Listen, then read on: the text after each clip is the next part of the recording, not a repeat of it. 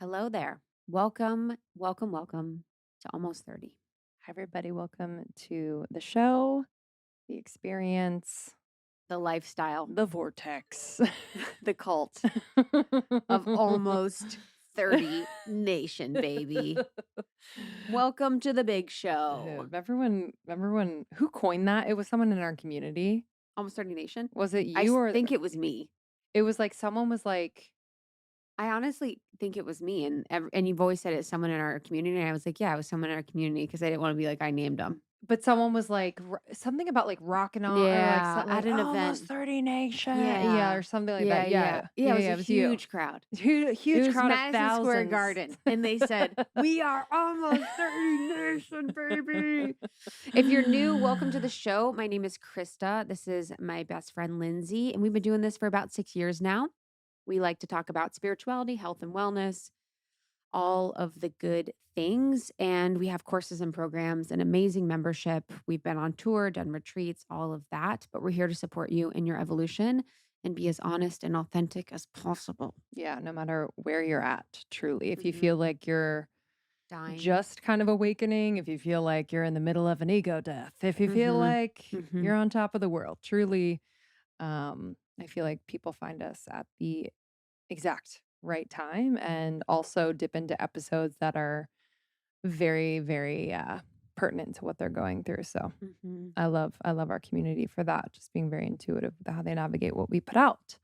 But this one's a unique one. So previously, we've talked about our experience at ayahuasca retreats. We did an ayahuasca retreat, Lindsay and I, in 2018, 2019 20 March. March Isn't that weird? 2019. I know it So feels like weird. 2018, but yeah, it was 2019. And Yeah. we recapped the experience separately, our own experiences, and then sort of what happened. I did Vipassana retreat, so a silent retreat for I don't know how many days, 5 or 7. And I recapped that as well. And it's interesting because both of those experiences both happened very easily. Like I just kind Mhm. of said to the universe, hey, if this is something that we should do or I should do, make it easy. Yes. Happened very easily. And the same with this darkness retreat. And in my dreams last night, because it was the day after Scott and I had this conversation regarding the darkness retreat, Sky Cave retreats in Oregon. In my dream, I was time traveling to the darkness retreat. And Mm. so in my dream, I was like, oh my gosh, I'm time.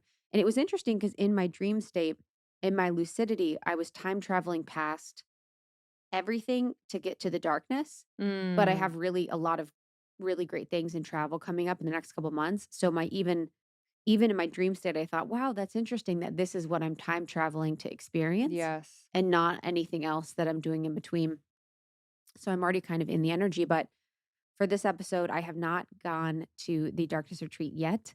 For the episode later this week that you can listen to, I will recap my experience. So we have this conversation to wet your whistle, to educate you on darkness retreats, what it is, why someone would do it, some of Mhm. the experiences people have had, the history and lineage of them. And then I will be sharing post darkness retreat, everything that happened. Yeah. So talking now, Krista hasn't gone yet, but what do you have any fears? At first I was like, I think I was making a joke, but not. I was like, I think I'm gonna scratch my skin off. And he was like, okay. He's like, Mm. that's not a response I'm used to hearing. He's like used to hearing people just being like, I think I'm gonna be scared, or Mhm. I'm not really scared. I think I'm most nervous about not walking a lot. Yeah. I love to move my Yeah. body. Yeah. And so to be at rest in that way. And then I'm a little bit scared of the dark.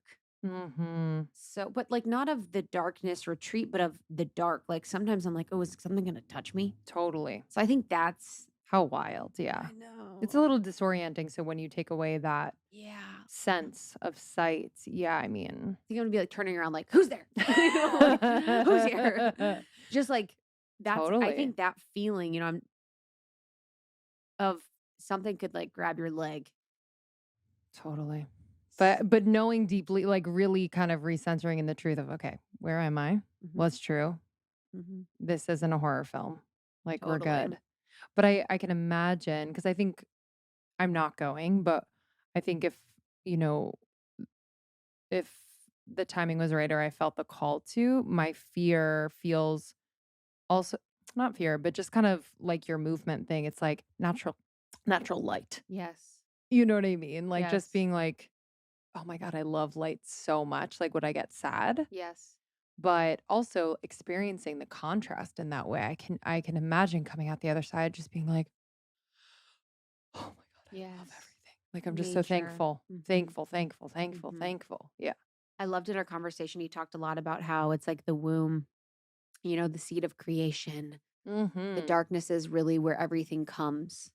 When we think about the universe, it comes from darkness. Mhm. The darkness of the universe when you leave Earth is Mhm. like that pitch black, that infinite void. Yeah. So yeah, now I'm a little scared about No. like ghosts. I'm a little bit scared. Yeah, I need to Uh, get that out of my system. That fear I have yeah. of because I believe so much in the paranormal and the supernatural and all of that that I get a little scared that Yeah. something's gonna fuck with me. Totally. But you can leave. So the door to your thing is always open. Like Wow. it always unlocked. So you could leave. And then I think that's the only one I've kind of thought about. I kind of would like to fast just Mhm. because it's like, what would be the point of like eating an apple and like a sandwich in the dark? Totally. Do I you know what I wonder if your mean? senses would be different, like your taste would be different, or maybe Yeah. you would appreciate it more? Definitely appreciate it more, but it's almost like kind of Why? weird. Yeah, You're it's like, like, no one's watching me, so yeah, what's the point of 100%. eating? Or it's like, I mean, it'll probably be good, but like, not gonna Yeah, be who around. knows? But to not see it is such an important thing. So you're kind of just with it. And I'm just like, yeah, I don't even know. I don't know why I've eating I food wonder in if that. hunger will change. Yeah. You know, that sense obviously if you're not well, you'll move. You'll probably do your own thing, Mm-hmm. like, with movement wise, but, like, being more at rest, like, and how hunger changes and Yes. And sleep. even, like yeah, and sleep. Because your circadian rhythm is so off Mm. Oh, because that's normally it's interesting. reset by the sun. So the natural circadian rhythm, Dr. Andrew Huberman talks about that so much about getting in the sun, natural sun, the first thing in the morning to set your circadian rhythm for metabolism, for energy, for so much. And so when you don't have that, your melatonin like is produced at a very, very high level from the pineal gland. Yep. And so sometimes people can have psychedelic experiences because that's where also DMT is released. So you can have something really trippy. So my body's going to be producing melatonin at this really crazy level because it's just in the dark. I know. Wow, There's a cool. secret part of me too that's like, I hope I sleep the whole time. I know. Come out like a bear Yeah, literally. I'm just from like, hibernation. what? Yeah. I'm like, that actually potentially could be me because Totally. of This how girl I can do sleep shit. anywhere. I can sleep anywhere. And even I did a ketamine meditation the other day. I was like, didn't feel much. I'm Mhm. so protective of my Mm. letting go Yeah. and I'm control and I fear letting go. So it's like, who knows? I mean, honestly, I could come out and be like, yeah, felt like a nap. Felt Totally. like I slept for fucking a billion times, but I think it'll be powerful. And I Yeah. think the thing that I really like about this that was why I wanted to bring it through to the audience was it's the most simple. It's like, how do we come back to the simple? And the simple is being with the self, feeling the feelings, Sober. being in solitude, being sober, just like being present in the moment and not having distractions, numbing, other people around, stimulants, toxins, all of that. It's like, how can we come back to simple in the process of our ascension? Yeah. And it makes me think about, like, how much power we give to and I'm not saying they're not powerful, but to plant medicine Hmm. or other substances that can, support us in what we feel like is transcending or, whatever, but, yeah, we forget how powerful we are just within our own selves, you know what I mean? Without any stimulus like that, so, yeah, I think you're gonna have an insanely powerful Yeah. experience. Something that resonated that he said, just last thing before we get into it, he's like, this might be, for a lot of women, this is like the first time they've ever felt safe Mm. because so many women, whether it's at a women's circle or whether it's out walking on the street or with a healer, you don't really feel safe. It's very rare to feel fully safe as a woman. Like you can fully let go. Yes. Yeah. And you're not worried about the other, worried about their experience, Totally. worried to be too much, worried they're not going to care in the way you want them to, worried they're whatever. And like, how can this be for me, that experience where I'm like, oh, I can just fucking rip, Mm-hmm. you know, 100%. and just like let it all hang out. Scratch your skin Scratch my off. skin off. Like literally crack my Oh, skull. dude. Wow. So this is Sky Cave Retreats. It is in Oregon. And my conversation was with Scott, and he is the founder of Sky Cave Retreats. He is someone that has done many, many, many darkness retreats. He spent months and months and months in solitude. He lives in Oregon. Wow. They live in this beautiful community where the kids like hang out with each other. The kids like raise each other. He's like, my son is 6. He's like feral. He's like, he'll leave at like 6 a.m. and come back at dinner. No way. Sometimes he'll like have dinner with our neighbors. No way. Yeah. He Wow. like hangs out with the trees all day, hangs out with the crystals, like fully in nature 24/7. It's so special. He'll leave and he'll be like, I'm going to work. And it's like 8 a.m. and he's leaving the house, like going to like in the woods.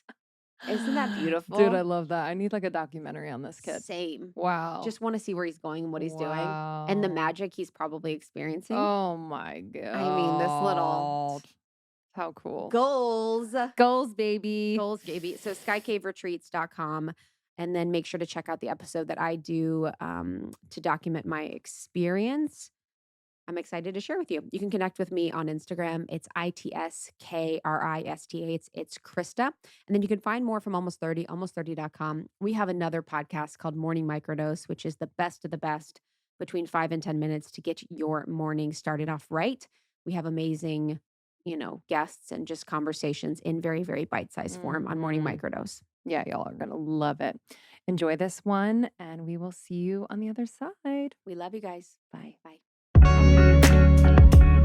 I just finished up my smoothie of the day. Generally, I'll have a smoothie midday, and the star ingredient in my smoothie has always been athletic greens. I put in a heaping scoop, 1 scoop of athletic greens, which has 75 vitamins, minerals, and whole food sourced ingredients, including a multivitamin, multi-mineral, probiotic, green superfood blend, and more. And again, this is just 1 scoop. So if you haven't tried AG1 by Athletic Greens, you must. This is a category leading superfood product, and it's going to bring you comprehensive, convenient daily nutrition in the form of a scoop that you can put in cold water. You can put it in a smoothie. I think it tastes absolutely delicious. It has a sweetness, has a little bit of like a pineapple kick.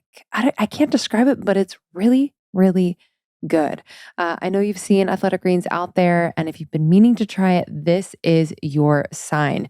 It's vegan, dairy-free, gluten-free, keto, paleo-friendly, and it contains less than 1 gram of sugar. No GMOs, no nasty chemicals or artificial anything. They're so obsessed with the quality of their ingredients. It's crazy. We've been working with Athletic Greens for so long. Love them, appreciate them, and believe in them. And with your purchase, you're going to get a free 1-year supply of vitamin D and 5 free travel packs with your purchase. So go to athleticgreens.com/almost30 today and get going. Your health is so worth it. athleticgreens.com/almost30. You're going to get a free 1-year supply of vitamin D and 5 free travel packs with your purchase. The holidays are coming early this year, ladies. If you're still not sure what to get the men in your life, whether it's your boyfriend, husband, brother, dad, mailman, I don't know, I want to highly recommend looking over at Manscaped. This is the leading men's hygiene brand. They just launched some new products that are incredible, including their new shower time favorites, the Body Buffer. It's amazing. But I really love Manscaped for their Performance Package 4.0. I've given this as gifts to men in my life. I actually use this one as well. The electric trimmer has this proprietary advanced skin safe technology. So it's never going to get all tangled in the hairs or cause any irritation. super smooth and awesome, and you can just charge it super easily. It's also waterproof, so you can use it in the shower if that is of your liking. But Manscaped, as I said, has also really great new products. They have the new body buffer. This 100% antibacterial body scrubber is just what every guy needs to keep him fresh and clean this holiday season. It's a great addition to the shower time situation. They also have a great new body wash. It's infused with aloe vera and sea salt to keep his skin feeling super clean, nice, and moisturized. And this is important, y'all, because men generally, I'll say generally, not universally, just don't think about this stuff and they just kind of settle for whatever's around. So make sure we up level what's happening in their personal hygiene department with Manscaped. Okay. That's going to be 20% off with us if you go to manscaped.com/almost30. 20% off with free shipping. Manscaped.com/almost30. Get your man or any man in your life a gift that both you'll enjoy if it's your man's, but really he will enjoy. So manscaped.com/almost30, 20% off with free shipping. I'm so glad you're here. And it is very fated that you're here because Yeah. I don't know if I think I told you this on our call, but so we interviewed Aubrey, which was beautiful. And we're going to interview Blue as well when hmm you did your retreat. And in my life, I've had opportunities to do things like Vipassana or ayahuasca retreats and things like that. And I've always just said, like, God, make it easy, make it happen if I'm meant to do it. And for all of those, it was something where it was like people reached out to me and they're like, we'd love to have you. And that was exactly this for the darkness retreat. So I Mm. said, God, if it's meant for me, make it easy. And after our interview with Aubrey, you emailed. And Yeah. so it was perfect and divine. And it was something that I knew I really wanted to do and explore. And for me, it's something that doesn't have a lot of friction. Like I'm just like ready. I'm excited. I think I don't have a lot of thought or fear around it. And I usually don't let myself get into fear, but I'm really excited to do this with you guys. Awesome. I look I'm forward to excited. having you out there with us. So why would someone do a darkness retreat? Because I'm sure all my audience is like, so what is it and Yeah. why? Well, there'd be a few different reasons. For some people, come with the intention to just rest, to heal, to get clarity, to awaken more deeply, things along that line. I'd say the intention that creates the most ease for people in there is to just simply come and rest. Mm-hmm. So there's not an overlay of wanting to be something Mm-hmm. that we're not already right now. Like wanting to heal, wanting to awaken, wanting to get clarity. There's like a grasping for Mm-hmm. something that's not already right here.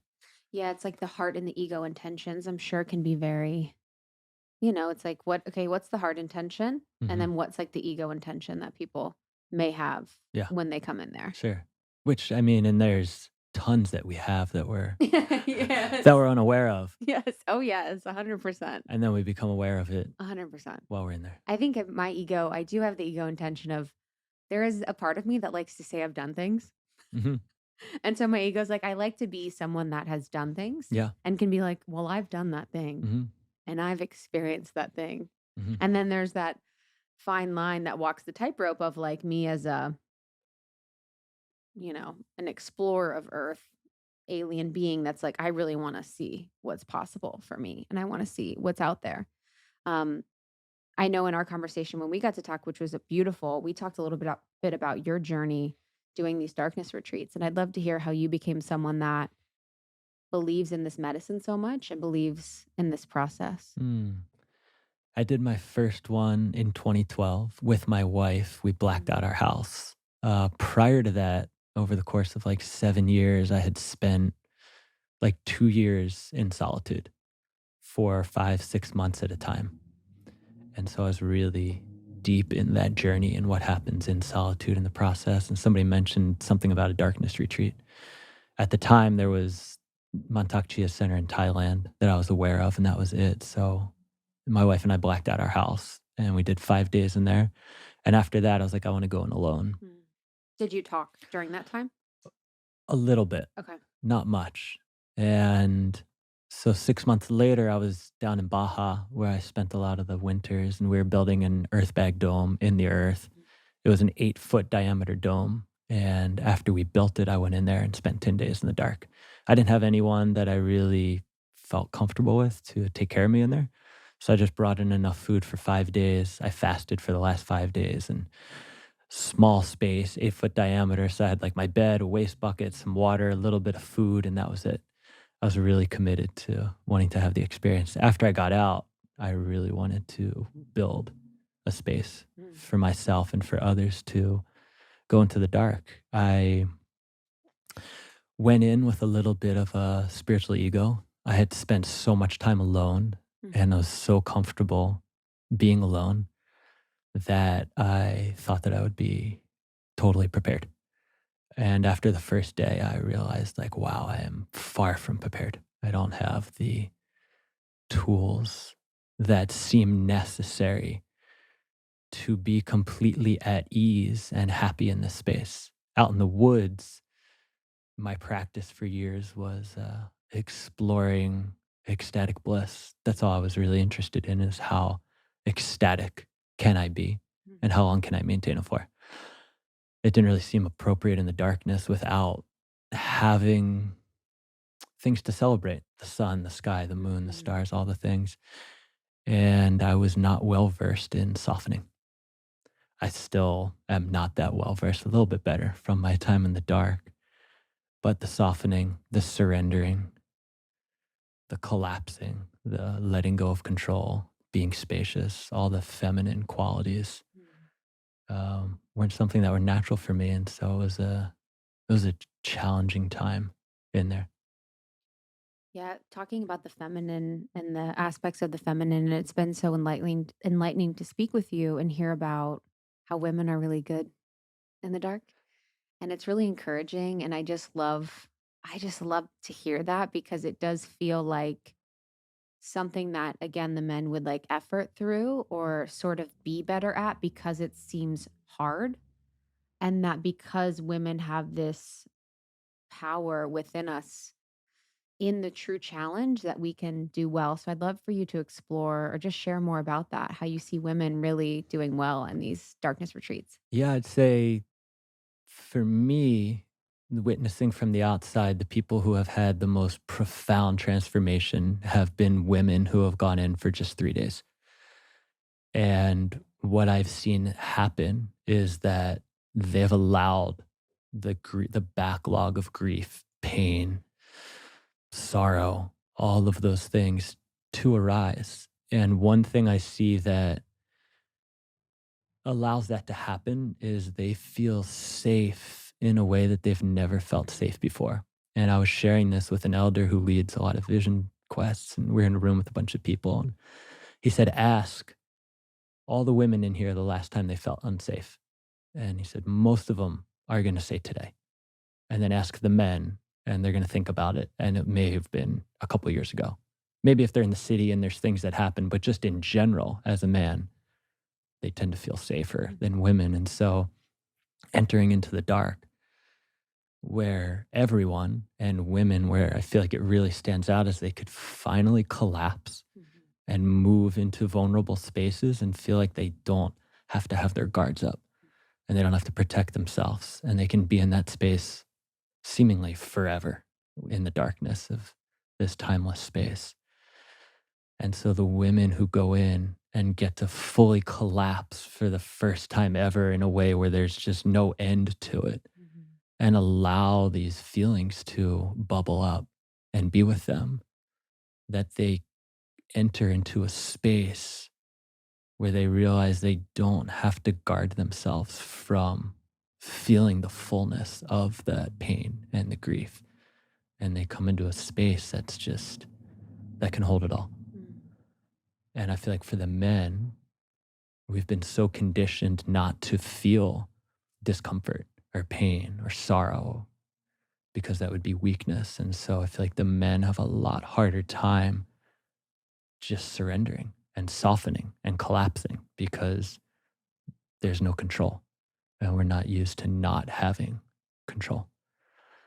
There was a young couple that went in who were living on the land with us, and she was going to go, they're both going to go in for 2 days in their own space. She came out after a day and was feeling sad that she left early. I wasn't there. They went in while I was gone, so they just went in and did their own thing, and she was feeling that, like, she thought something was wrong with her because she felt so much grief and pain and wasn't didn't have the tools to be with it while she was in there. And she was a little down on herself that her partner was still in there. And I was reflecting with her that he probably didn't and hasn't gone as deeply as you have into the feeling. He's in there likely posturing from the pain and the discomfort. And when we brought him out, we brought him out together. And to see her reflection when he was like, oh, I had to fight through it. Mhm. And there was the clear affirmation from her of just like, you fought through your pain Mhm. as opposed to just feeling it.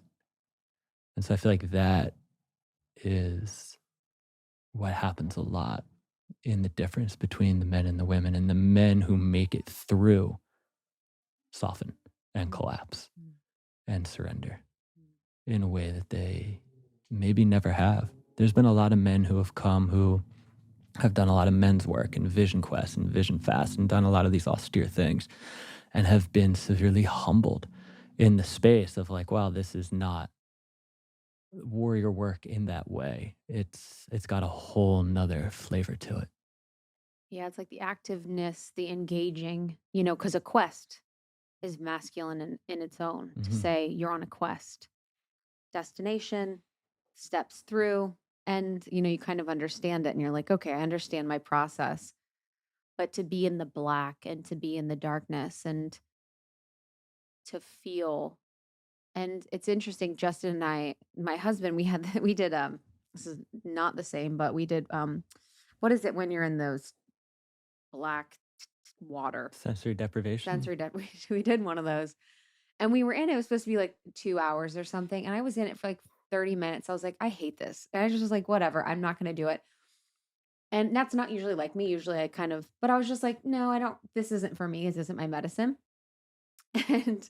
And he said he stayed in there for 2 hours. He's like, "I literally only stayed in there because I thought you were in there." He's like, "I hated it the entire time, but I thought you were in there." And I was thinking about that too. Oh, it's like the same where it's kind of forcing them through, doing it because they think someone else is doing it because they think that they have to because it's like the more masculine route. Um, I guess for women, when they get to the point of feeling that much, um, do you find that, or do they find that in the room that there's tears, there's rage? Like, how are they sort of moving through the emotions? And then do you find that the emotions, I can imagine in that space, I think energetically, are they stuck, kind of in that room? Like, how have you felt like Mm, women are able to move through different emotions in a space like that? it's a lot of tears. Yeah. I mean, there's been a lot of women who have like, I've cried a lot in my life, but I don't think I've ever cried that much Hmm. before. And there's a woman who went in a couple months ago and she said, I was either sleeping or crying and that was it. Hmm. And so That'll be me. a lot of tears. And there's a hot bath in there, Hmm. which a lot of people find solace in, of like getting, it's the only like external comfort besides food that happens in there. I don't hear a lot about rage or Wow. anger really. They say that Martin Practel, whose grief work is big in what he's brought forth, that like anger shrouds grief. And so that if somebody's able to actually move into the grief, that perhaps anger isn't really present or perhaps prevailing as much. Hmm. Anger and then into the grief to actually feel the heartache. Yeah, it's like getting to the depths is really where the grief is and the tears are. And where did, the idea of the darkness retreat, is this something that's been around for a long time? Because I'm sure a lot of our listeners are curious about where the idea of this even came from. Yeah. And is it something that's happened in history? So in Dzogchen Buddhism, it dates back through that lineage where the really advanced meditation practitioners preparing for a lifetime would go in for 49 days. Why 49?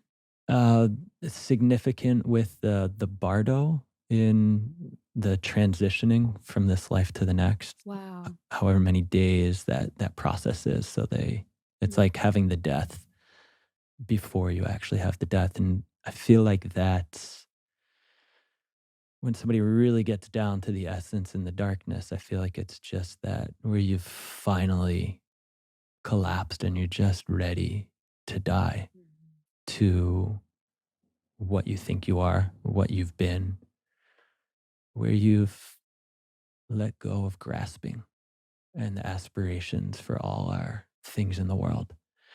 And which I feel like after that, where a lot of people I feel like get hung up because there's such a righteousness woven into it for myself as well as the graspings around spiritual achievements and attainments and spiritual states and visions and the sensationalism that surrounds spirituality, which I just love about the darkness retreat because it's not really a sensational experience. It has moments, but like all in all, you're resting in the void. Mhm. And it's, are you able to just fully dissolve into the infinite nothingness Mhm. without wanting to be something special? Can we just be something simple Mhm. and fulfilled within that? Mhm. And so Dzogchen Buddhism, there's lineages in Taoism. The Egyptians in the pyramids were said to have places for darkness, Yes. the catacombs in Greece, and then the Kogis in Colombia. Um, the Kogi Mamos, the Mamos were the elders, the medicine men in the tribe. And at birth, through whatever process they had, they were chosen to go into the darkness for the first 7 or 8 years of their life with their birth mom in the beginning and the elders. And as I For 8 understand, years. for 8 years, as I understand, it was not total darkness. They would Wow. not see the sun. They would come out at times and see the moon and the stars and have extended time in total darkness. Mhm. So there are lots, and the Hopis, they had kivas, which were underground cave systems where they would also go into the dark. Mm. So it is a practice that's been done for so long by so many different cultures. And now we have a modern resurgence, which is really interesting because in a lot of those other cultures, it wasn't like the general public that Mhm. was going into the dark. It was like The chosen it was ones. the chosen ones, and Mhm. people who had been practicing for a lifetime or were chosen at birth. Mhm. And so now we have this unique thing happening around darkness retreat where it is kind of the general public going in. And when we set out and created the darkness retreats, I was under the impression that it would be people who had been really steeped in solitude and had like a solid, Like you. yeah, I thought it would be people like me. As you do. So when people started coming, I overlaid my way onto them, Which was. which was just like, here's the space, go do your thing, Yeah, yeah, yeah. which You're like, "You're gonna love it." you're gonna, here you go, you go Yes. in. And I You're like, quit. "You're doing 5 days, Yeah. good, 6 months." I quickly learned that that was not the way. And I've learned and learn each time someone comes something different in that everyone's so different. And there's not like a cookie cutter approach. There's not one practice that's going to take someone all the way through. It's like feeling into where Mm. someone is at and what's appropriate in supporting them because we're all so different. Yeah, I'm, like, excited to feel my essence and to be, like, so because I'm such a empath and I'm such a feeler and, like, a previously unconscious way and a more conscious way, and I'm just excited to just be like, "What is my energy? How does my energy feel?" Where I'm not defining my energy in relation to others, and I'm not defining how I feel in relation to others. And I think about it a lot when I'm so crazy, but when I'll see like signs for like lost animals or like animal stuff or just anything that really gets my heart, like in my mind, I'm like, someday I will cry for hours about that. And so I have my backlog of things I want to feel. And I think a lot of people probably have that. And so I'm going to have this, that's what I'm most looking forward to, is to have, and who knows what's going to happen when I actually get there, God or my higher self's going to be like, just kidding. We're going to fucking whatever. But I have this desire to really have a lot of myself be able to move through the grief, because I think the safety thing is important. And I didn't actually think about that, where there is the feeling of not feeling unsafe much as a woman. And then there's the feeling of caretaking for others and tending to. And I think most people are like this, but I feel like I'm coming into the more confidence around the way that I like to be held and seen and supported by the people that love me. And it's very specific. And if it's not like that, I'm like, oh, I'm out, not safe. Bye. Like, not going to talk again, not going to share again. So to have an opportunity where I know I will be met because it's myself that's going to be holding me through the process. I'm just really excited about feeling it all. Mm, It's going to be beautiful. I'm mm, excited. And so for what's our preparation like? I'd love to talk a little bit about like how you prepare people from when we get there, uh-huh. how we integrate after. Like what do you normally do with folks? Yeah. So I'd say about 90% of people get these sessions that we offer with Adrian. She's somebody that works with us there that I've known for 15 years. And they're 2-hour sessions before and after someone goes in the dark. They're a blend of cranial sacral, Mm. somatic therapy, self inquiry, and Adrian's own kind of depth and mastery. It's been amazing witnessing the transformation of people before and after just the sessions with her.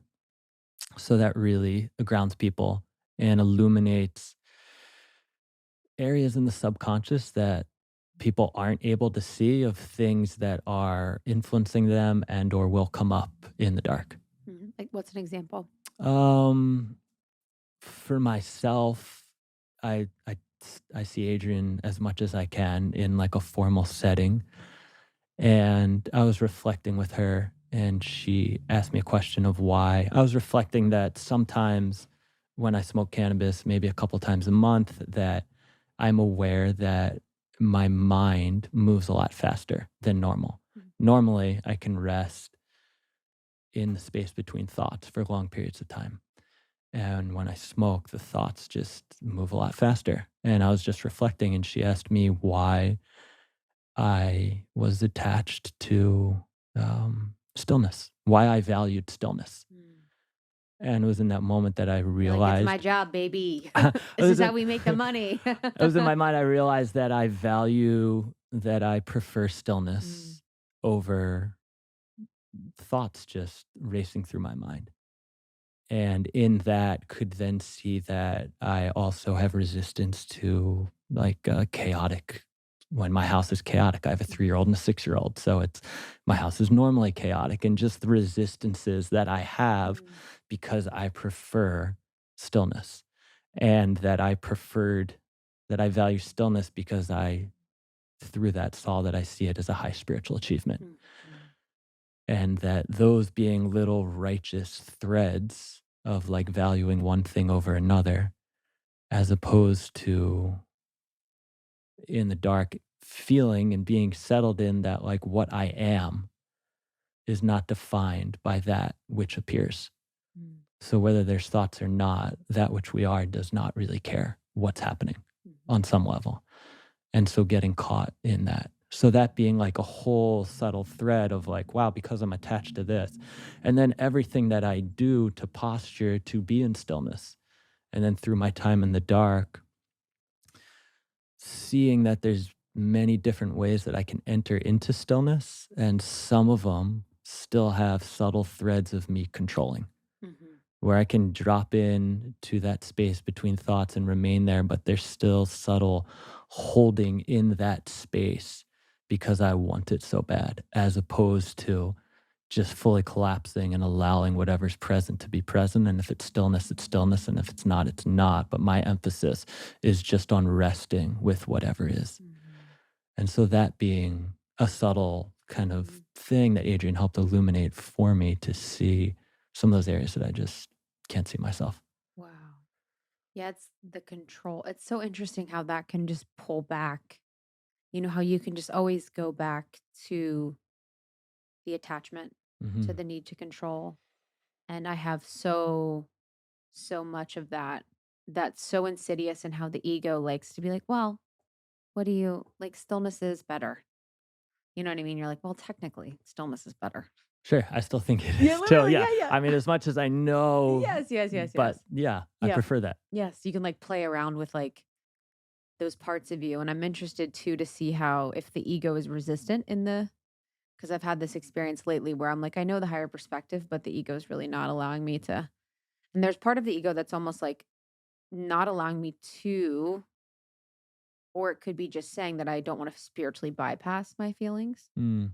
and not feel them because you can understand the higher perspective and it could make you spiritually bypass straight to that. But okay, so we were talking about, so we do the session with Oh, Adrian. yeah, right.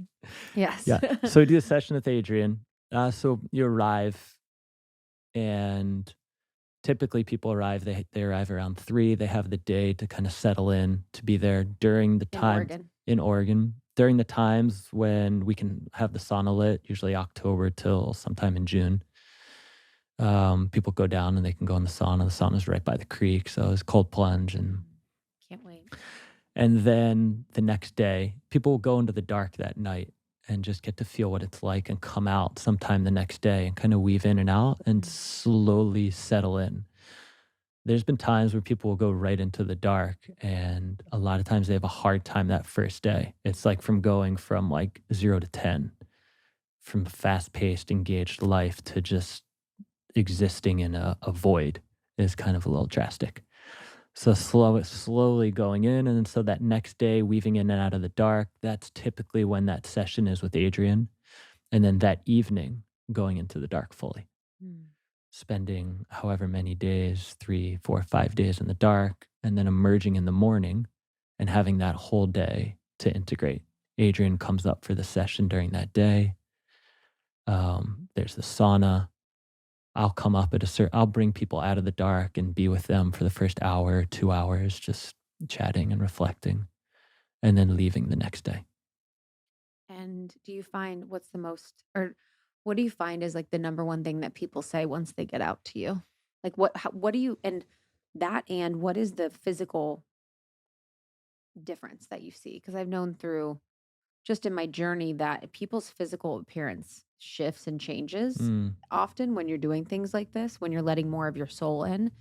What have you noticed that way? And then what is the one thing that people always say? hmm. Wow. Mhm. Yeah. Just when the mask comes off. So they put on the mindfold while they're in there and then bring them out to a chair out there. So they're like seated, grounded, comfortable as they enter into the light. And just the like, whoa, that was crazy Mhm. is pretty much across the board, a shared experience. It's amazing getting to be with people when they emerge. There's so much wisdom, and it's shared from such a pure space. They're not sharing it to be heard or witnessed. It's just like trying to put words Mhm. to this indescribable experience.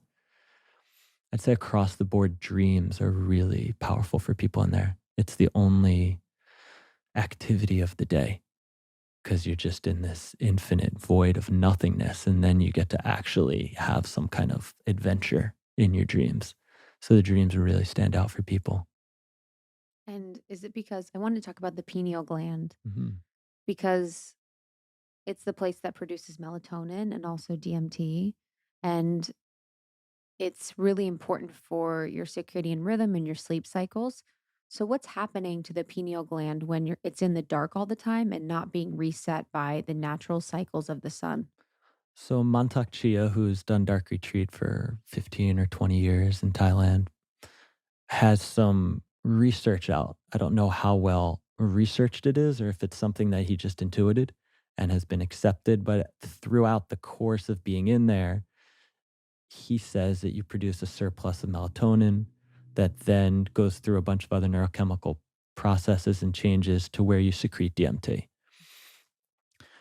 I'd say if we've had about 250 people come through, maybe two or three have had like very vivid, like IMAX theater like visions, but it's very abnormal. Most people see like orbs and glows of light and wisps of light, and like the room feels like there's a subtle radiance. Doesn't feel dark or look dark.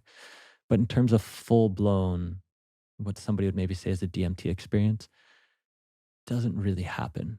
And in my conversations with Saskia, who is where Aubrey went in Germany, and with Severin, who has the dark retreat in Guatemala, that's just not that common that people have these full blown DMT experiences. Do you think that it would be people that do plant medicine more often? Or The, like, do you find that the experiences for people that do plant medicine more regularly are more psychedelic and kind of out there? I said the two people who had the really far out visions were really deep meditation Mm. practitioners. And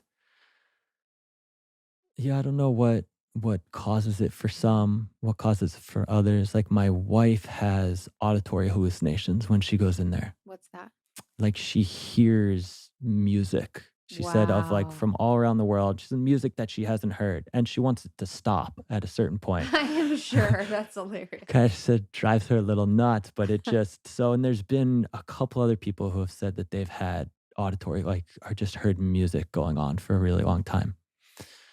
So that happens for some, but I feel like the hallucinations, they just don't happen for that many. And I feel like they're a trap for a lot of people that go in. Mm. People who want to go in because they want to swirl in sacred geometry, or they find themselves grasping for it and just not able to totally collapse and surrender Mm. because what they want is not simple. Mhm.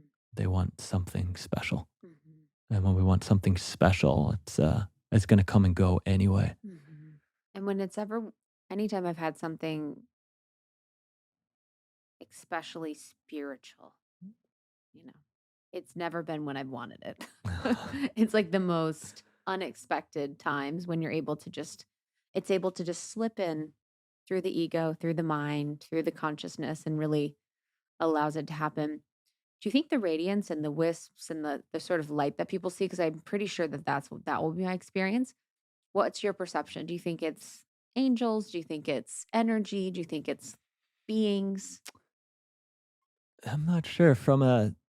I was talking with a neuroscientist. We've been getting a team together to start doing research on people when they go in and getting an EEG and doing precursors to Smart. DMT. One of them, I mean, from the scientific mind, just wrote it off as the mind wanting to see things and kind of projecting and overlaying that it's seeing what it could maybe see. But I don't know. Yeah. Yeah, I don't see too much of that Mhm. in there. Some occasional glows and whatnot. And some people find and feel that it is the presence of something else, and that brings them comfort and Mm. Do you believe in that? company. Yeah, Mhm. I haven't had full blown experiences of it in there that makes me be like, this Mhm. is what's happening. And it's never really been my emphasis in there. Mm.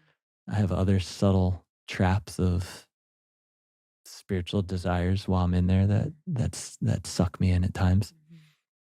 Mhm. I tend to go in now once a year.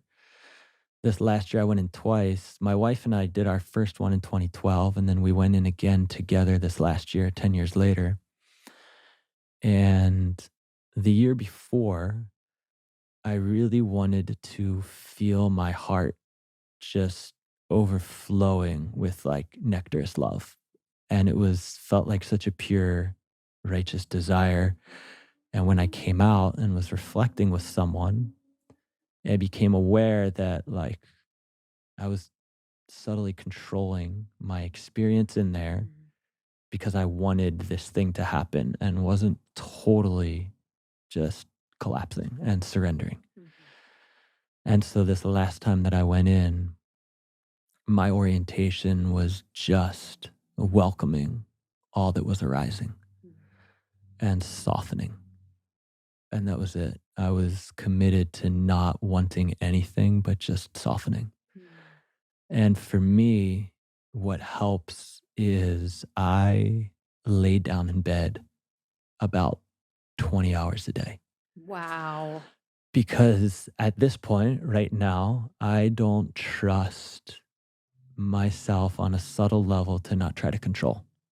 Mhm. So if I'm sitting upright and I've have such a long-standing formal meditation practice and I feel really powerful and masculine when I'm sitting upright, that like I'm ready to just get after it and create whatever I want. Mhm. If I lay down, then I've totally disarmed myself. And it also helps. It feels most supportive in softening and in surrendering, where I'm not grasping, I'm not trying to achieve, I'm not trying to create something through breath work or anything. I think those have their place and I think it's beneficial. Just where I'm at right now, I'm most interested in exploring the depths of softness. Mm. Yeah, I've thought about, I think the thing that makes me, I'm not really afraid to see what's going to come up or to feel because even though I avoid it at times, I very much, it's such a part of me. This is silly, but I think I'm most nervous about not being able to work out or walk. Mm, I love walking. I just love movement. And so, and almost like at a level where it is it's not crazy, but I just love to move. Like I love to move my body and I feel a little anxious when I'm not. So I think that that type of stillness I'm most fearful of is being in a space where I can't move in the way that I do. hmm Because I've made that part of my identity where I'm like, I love to move and I do, hmm you know. So I'm afraid of that. And so, one thing that I ask people sometimes Mhm. before they come and when they're in the dark is like, what is your core desire? The thing that is most important to you? In my life. Yeah, that you want more than anything. Hmm.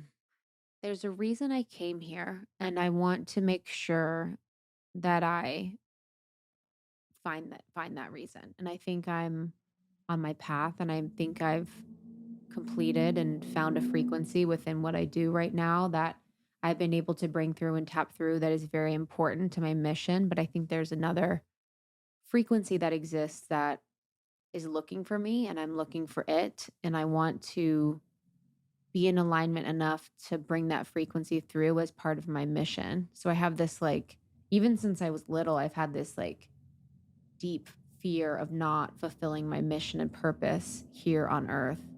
And that's not like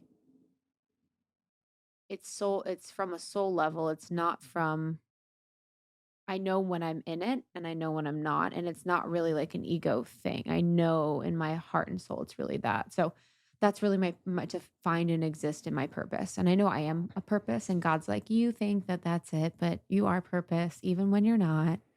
So cute that you think that, but I know that there's just like something that I want to bring through. Um that's going to be really helpful for myself in the world. So I'd say when you've got that, Yes.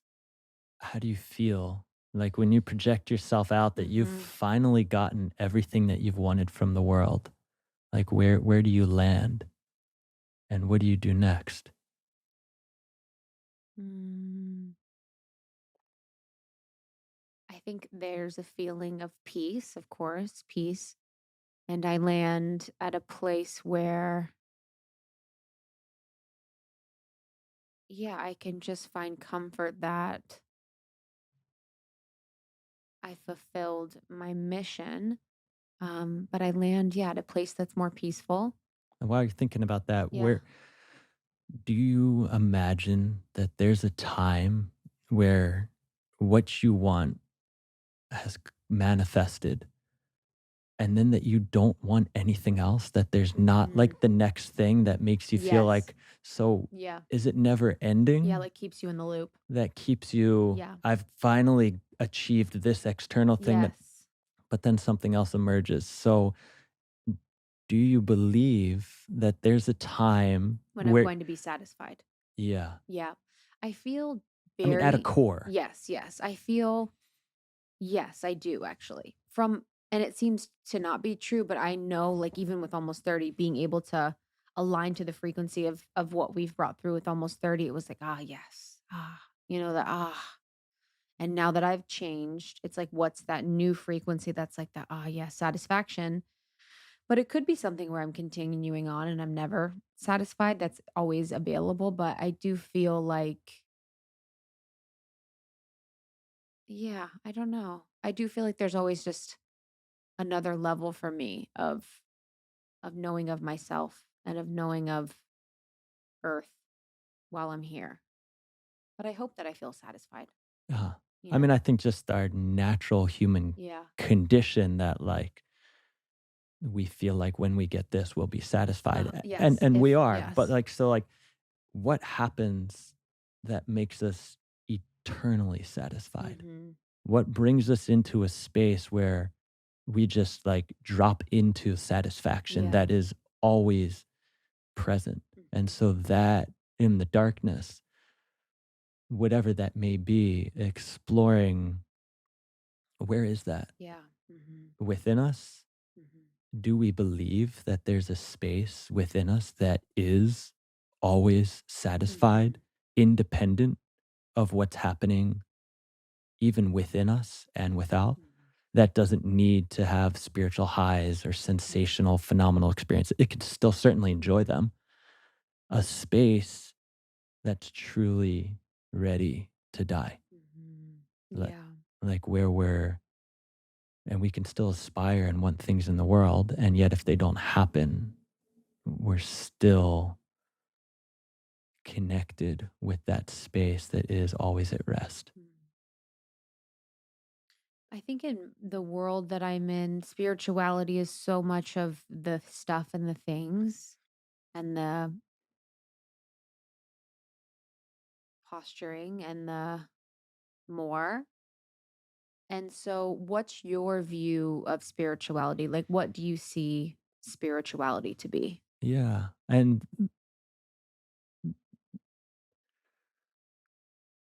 I see a lot of people who come, especially younger people in their 20s, 30s, and maybe early 40s, who grew up spiritually on podcasts and on social media. It's so true. And so when we bring forth when spirituality is brought forth in that way, a lot it's sensationalized because I mean it's moving and Yeah. it's like and that's the stuff we can really talk about. Simplicity and serenity and peace just aren't that exciting and are harder to talk about. Yes. And I find that there's I've been with people who have really profound spiritual experiences and have can really go into states and spaces and lack compassion and love and like don't do really well when they're not special and no one's looking at them. And so I think there's, and that's not to say the gifts that they have aren't amazing and they add spice and flavor to life. You But I think, talking to me? no, when those, you're not the person I was thinking of. Yeah. Okay. But Okay. like when those things become like spirituality, I feel like it's Yes. kind of lost really the essence of spirit, which to me is just it's all pervading. It's simple as well as special, but like the heart of it being simple. And what I found when people find that doorway in the dark is they've finally just accepted that it's simple. And once they enter into that, it's amazingly special, Mm. but not in the way that I feel like we maybe think it is, because the thing that's special is this universal thing that's not like this individual that's special because they're really cool. It's just like it's special in a different kind of way. Mhm. There's somebody that just went in and he was new, he was in his 50s, new to the spiritual path.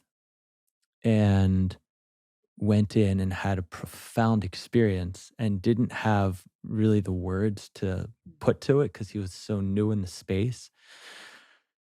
And it was just so amazing witnessing him and his capacity to drop into the simplicity because he didn't have all these notions that, like, if it doesn't look like this, then it's not it, or it's gonna be like this. And I feel like the thing that keeps people back from actually arriving at what they really want is their ideas of what it's gonna look like when they arrive. Myself included, I know subtly, I feel like when I've fully arrived, my heart's just like overflowing with love. But like, is that really true all the time? And if that's not really true all the time, then like deep down, I've got a belief that like if I'm not like that, I haven't arrived. And then I'm cut off from what I really am has already arrived and is already here. And it's like it's in the pain and it's in the grief and it's in the anger and it's in like everything. And at that fullness of accepting it all and not just like spirituality is just this ecstatic bliss that's just amazing and special and kinetic and I want to be around it, but it's also simple and soft and all those other things. Mhm. Yeah, I think the simple is so important. It's like you kind of go in the circle of spirituality where you get in and you're like, wow, all the things. And then you come back, you're like, oh, trees, water. It just becomes earth, wind, air, fire, just becomes elements and becomes joy and becomes presence. It just becomes so simple. And I was thinking about when you're talking how biohacking, the community of biohacking, it's like, that's probably why it does so well because it's so sensational and it's so sparkly and there's so much newness and like freshness to it. And then when we're talking about being special, A Course in Miracles talks about being special. And it's like, you are not special. Specialness is part of the ego and part of the way the ego likes to hide and being special.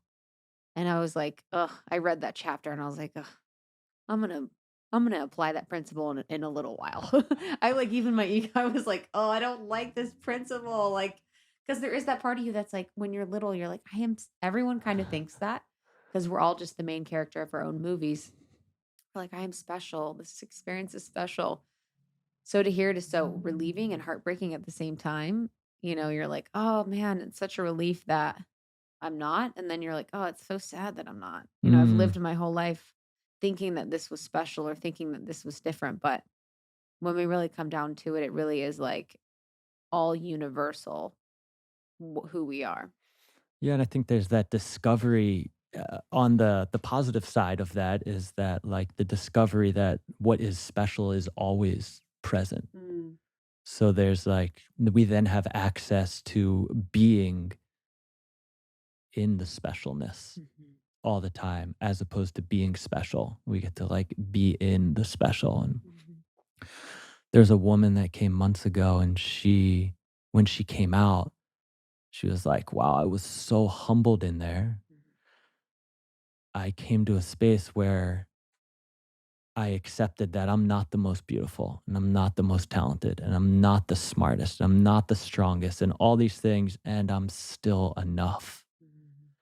And landed in that space where it's like I'm not special, yet I am rested in that which is special. Mhm. And I was thinking about this going back to the guy that comes that doesn't have the spiritual like language and verbiage and experience. It's so like nice to be with people like that. You're like, what a relief. It He's was like, wow, that was just incredible. You're like, totally. when he arrived, I was like, "Oh, Adrian, he's like got the Zen mind, beginner's mind. He is Yes. just gonna go so deep." Yeah. He had no intentions. He Love just him. wanted to just rest. And when he was in there, I'd asked him like, "Are you aware of the space between thoughts?" And he's just like, "That's all that's happening." He's like, "I don't." He's like, "It just feels weird. I don't know." And when he came Oh, out, I was like, "The people meditate their entire lives and don't even dip into stillness that lasts for hours." And it was amazing witnessing him yeah. trying to put words to this. He's just like, I was just like, nothing's happening there. It's just nothing's going on. It was amazing It's amazing hearing everyone because Yeah. everyone describes it differently, Mm, and we film everyone when they come out. mm, And so our Instagram is just filled mm. with 10-second to 45-second bits of people coming out with this profound wisdom as they put words to what happened for them in there. What's the Instagram account? Sky Cave. Perfect. Yeah. I'll put it in there. Yeah, I saw Blues when she was talking about the difference between ayahuasca and doing one of those because she's a medicine woman.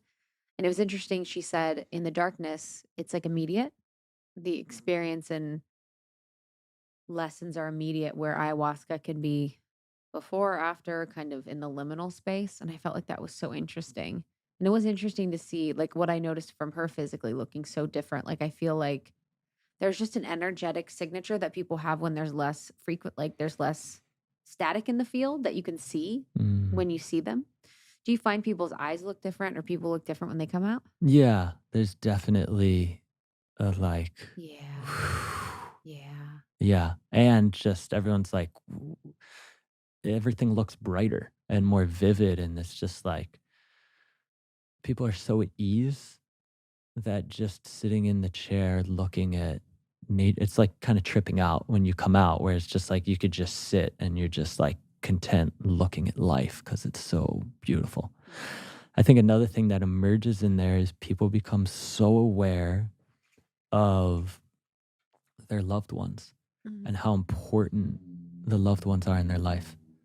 Because in that space where there's nothing, you want to feel comfort and love, you reflect on those that bring that in your life. And it's so profound. What happens, there's been a few people who have left early because they just wanted to go be with their family. There was somebody who was in there. He was gonna be in there for 10 days, and after 4 days, he's like, I wanna leave." And he was so happy. He's like, I gotta go be with my mom and my dad. Like, I didn't really I only called them for their birthday. I wanna go see them, and I wanna go be with them." And there was one other person who came in, and after 4 days, he's like, "I'm gonna leave." And he was so happy with the clarity that he got. He said, "When I come home from work, I go right up to my room and I meditate and I kind of avoid my family. And I've always held spirituality to be so important." And he's like, "It's not important to me anymore. I don't, Mhm. spirituality is not important. I just want to be with my family." Mhm. And he was so happy that how he, in his mind, had come to what spirituality Mhm. looked like and what it's going to Control. look like when he Mhm. arrives. If it's Solitude. solitude, Mhm. meditating, Yep. austere, I'm alone, I Mhm. have those You same don't problems. understand. You're not spiritual. Yep, and then he's just Mhm. like he's in there all alone and realizes that, like, in that space, he just that thing is not available to him where he feels that wholeness and that connected, and he wants his family, and he was so happy to go leave and be with his family. Mm. And there's a woman who came and similar where she was just like, I've been so focused on healing and Mhm. being in that space, like when somebody's about to die, who cares about healing when you're about to die? You want to be in love and you want to be close to the people you like. It becomes so simple. Mhm. And I feel like that's what the darkness does is no one wants to have a special experience when they're about to die. You just want to be rested in the simplicity, Mm. surrounded by love. Mm. And she was like, I'm gonna go. I want to go be with my family. And I don't need to be focused on all this healing. I don't even Mhm. have anything wrong with me. I don't know why I'm so focused on Yeah. healing. I just want to be with those that I love. And that's been something that I've seen a lot for some people. Yeah, that's huge within the spiritual community too, is that focus on healing and sort of that like liminal space in that loop where people are constantly healing and it's coming from a place of like self-hate and not self-love. It's not seeing healing as like I love myself so much that I'm going to allow myself to heal or give myself the opportunity or see, yeah, just I love myself enough so I will heal. It's like I forever need to heal. There's so much I need to heal. Hmm. It's just that nonstopness. And I think in our world and spirituality and in like even in social media, even like Instagram therapy world, It's just like now people are so aware of all the things that they need to heal or they need to do. And it just becomes a cycle where people just get so stuck. And it's almost like masochistic and then almost like narcissistic a little bit, where it's like so obsessed with themselves and their healing. It's weird. Mhm. Yeah, I think there's a and that's why I love the darkness Hmm. for it really cuts through Hmm. a lot of that. I mean, people come and they'll still do their practices and Yeah.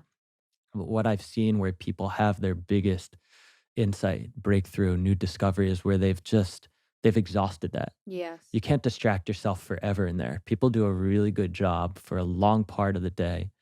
And then at a certain point, there's just the meltdown. And it's like in that moment where we finally stopped controlling Hmm. through these ways that we don't even see that we're controlling. Like we're meditating and praying and chanting and breath work. And like for some, there's a subtle thing under there that like we're not already where we want to be. And Yes. that's why we're doing those things. There can also be doing those things because we love them and we like it's great to have a body and be alive and express and have fun. But being clear, is that why we're doing them? Or are we running from our discomfort or wanting to overlay things? So in the darkness, at a certain point, we exhaust all that and then we're confronted with what's present. Mhm. And the typical process in the dark, when somebody gets in there, they sleep.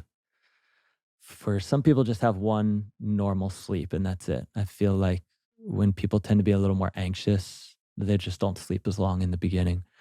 And then some people will sleep for a full day or 2 days. When I go in now, I'll sleep almost for 2 full days. I'll Wow. get up and go to the bathroom, I'll drink water, and I'll go right back to bed. Huh. My intention when I go in initially is just to pretty much be as lazy as possible. I'm not trying to achieve anything, but Mhm. at a certain point, it's clear that like my laziness is not work. I'm awake now. I have to shift focuses. Mhm. After that, there's like a period of novelty where it's like, wow, this is amazing being in this quiet space. And for some people, that lasts a day, and some people like an hour or two. And that's when then the meat of just like the volcano erupts of just of all the things, the past and the future and the desires and the resentments and all that. And I find that there's a big journey in forgiveness in there too, because when we dive into, we replay all those things, and people are like, wow, I haven't thought about this person that did me wrong 20 years ago. And like, I thought I was over it. And actually, like, I'm still having feelings about it. And so all those resentments and hurts from past things. I see that forgiveness is a big theme because in our day to day life, I feel like we distract ourselves before discomfort even arises. It's like the inkling of discomfort, and like we're on our phone, we're eating food, we're going for a walk, we're doing something wholesome, we're exercising, we're moving. It's like whatever it may be, we never really let discomfort arise. And in there, there's no escape. You can't hide. And so there's a level of discomfort that we've never experienced before. And then it's like, what do we do to comfort ourselves? And something that I find is that when somebody's bit off more than they can chew, they've gone in for too long. They've chosen a length that's too long, whether it's 4 days, 5 days, 10 days, whatever it may be. When that discomfort period arises, and in their mind, they think about how long they have. They're like, "Whew, that's too long. I Mhm. can't do this." And they lean out, and there's a coping, there's a dissociating, there's a numbing, and we do it all the time with all the things in our life. And so most people don't even realize that that's what they're doing in there Mhm. at that point. And they may still do their practice and their movement and their breath work and their yoga, but there's like the undercurrent of why they're doing all that is to avoid the discomfort and the pain. Mhm. And then there's when that person's hit their sweet spot, and it still could be 3 days, 5 days, 10 days, the discomfort arises, and there's like, I can do this. Like I've heard people and they're like, I can do this. And they lean in and they feel all that pain and discomfort. And they could still do their yoga and their breath work and just the subtle nuance of why they're doing it is different. There's a real meeting and authenticity and vulnerability Mhm. with that. There's a woman who was in there who had had severe depression for many years. And I was asking her what her core desire was. And she had said acceptance. And so the next day when I was up there, I was asking her how that was going. And she said she was scared that if she accepted her current state, that it would last forever. Mm. That if she accepted the pain and the sadness that she was feeling, how would it change? And I've reflected so much on that of seeing that we feel like we have to do something Mhm. to change our pain and to change the grief. That we need to do something.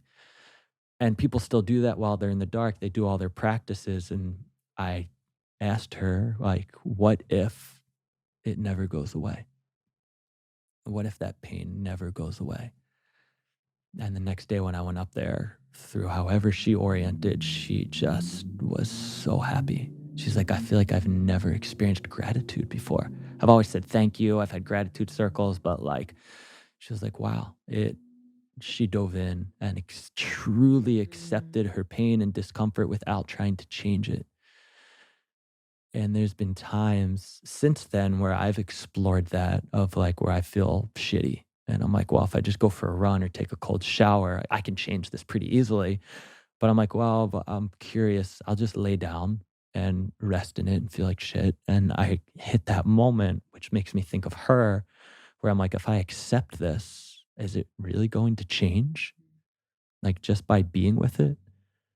And so at times, I'll give myself the space to explore just being with the shitty feelings and not trying to change them, which I feel like is a superpower for women. Mhm. And men have a lot of trouble doing that. Mhm. It's heartbreaking.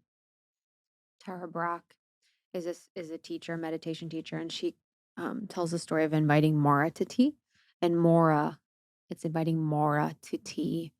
And it's basically inviting those feelings, the depression, the anxiety, and just hearing out, what they have to say or whatever the feeling is. And that's sort of like internal family systems too. I don't know if you've heard of that, but it's loving all parts of you. Like there are no bad parts. So even the parts of the deepest pain and grief, like how can you be with them or love them or make them a part of you? And yeah, think that's where when we talk about that related to healing, it's like how much of healing is trying to change the experience or trying to, yeah,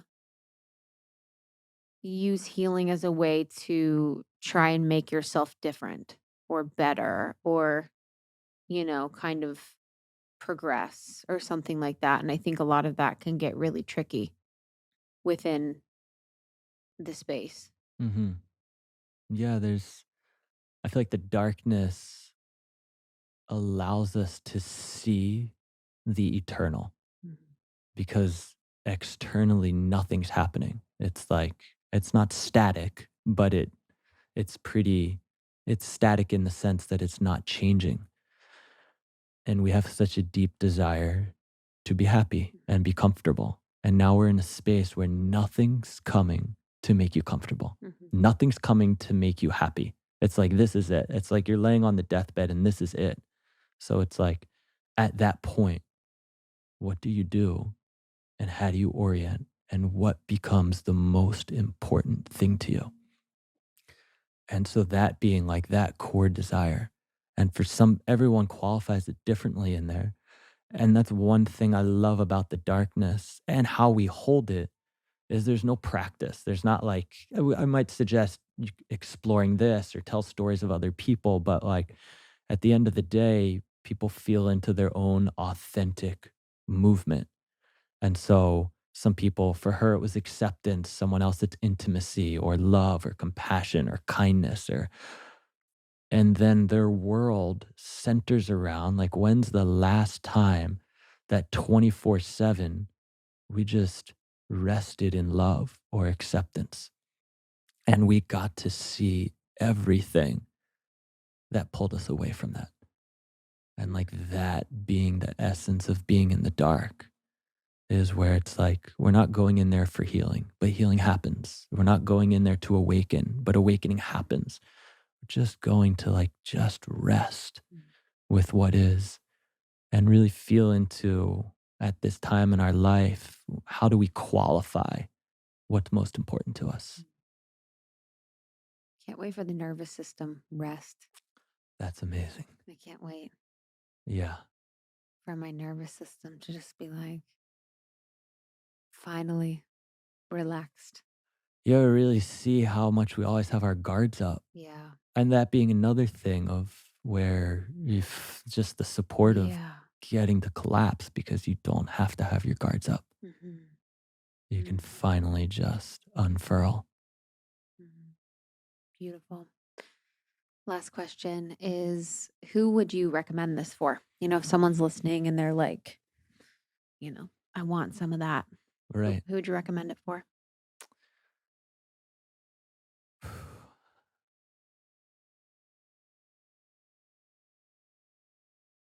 There's been such a wide array of people that have come that I've been continuously humbled and blown away by from the benefit that they've gotten.